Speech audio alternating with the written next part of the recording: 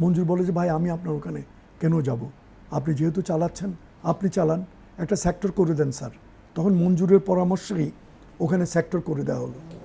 এই আব্দুল জলিল সাহেব কিন্তু হি ওয়াজ এ প্লান্ডারার। ওখানে মারোয়ারিদের সাথে যত ইন্ডিয়ানদের সব জিনিসপত্র পাচার করা সব জলিল সাহেব করেছে। যদি উনি বলেছেন যে ইন্ডিয়ানরা বন্ধ করতে আওয়ামী লীগ করেছে, আওয়ামী লীগ করার আগে আওয়ামী লীগ ওনার সুযোগটা নিয়েছে। আওয়ামী লীগ কেন, কমিউনিস্ট পার্টিও নিয়েছে সুযোগ, আমি বলবো। কারণ সুযোগ পেলে সবাই কিছু ইয়ে করতে চায়, মানে সুবিধা নিতে চায়। তো ওখানে এই ছিল পরিস্থিতি।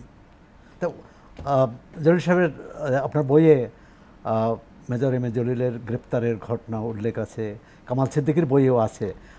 এবং যে কথাটাই আপনি বললেন, উনি কি পাচার বন্ধ করার জন্য তাকে গ্রেপ্তার করা হয়েছে, না পাচার করেছে এবং অন্য আরও কেলেঙ্কারির জন্য করেছে?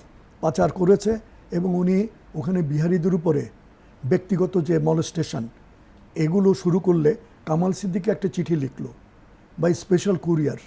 সে নিজে গেল, বুঝলেন, হেলিকপ্টার একটা আনিয়ে গভর্নমেন্টকে অনুরোধ করে, বিশেষ করে হেলিকপ্টারে করে সে ডিফেন্স তাজউদ্দিন সাহেবের কাছে গেল।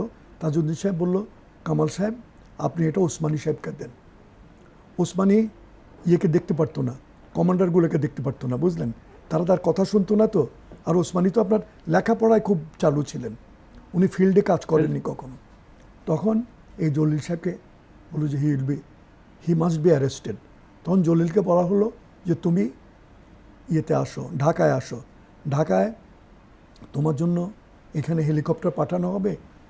খুলনাতে গেলে খুব বিপজ্জনক, ওখানে কোনো ইয়ে নেই, মানে মর্টার ফ্রি জায়গা নেই, তুমি এখানে চলে আসো। তো এখানে মাইন ফ্রি নাই, মাইন ফ্রি জায়গা নেই, মাইন ক্লিয়ার করা যায়নি। যশোরে আসো। যশোরে আসলে যশোরে ঢোকার, শহরে ঢোকার ভায়না বলছি আপনার ভৈরব নদীর ওই মোড়টায় মানে খুব গ্যাঞ্জাম। আপনি দেখবেন 4-5টা রাস্তা একত্রে আছে। সেখানে হিডি বলে, শাহাবুদ্দিন হিডি, একটা ইয়াংম্যান 16-17 বছরের, সে বলল ইউ আর আন্ডার অ্যারেস্ট। বলছে who are you, you are an Indian?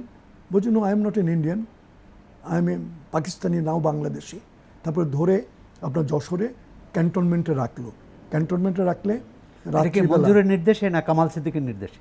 এটা আপনার তাজউদ্দিন সাহেবের নির্দেশে, ওসমানী সাহেবের মাধ্যমে তাজউদ্দিন সাহেবের নির্দেশে। কামাল সিদ্দিকীও এই নির্দেশ দেয় নাই এবং মঞ্জুরও এই নির্দেশ দেয় নাই। মঞ্জুর তো ছিলই না ভয়ে।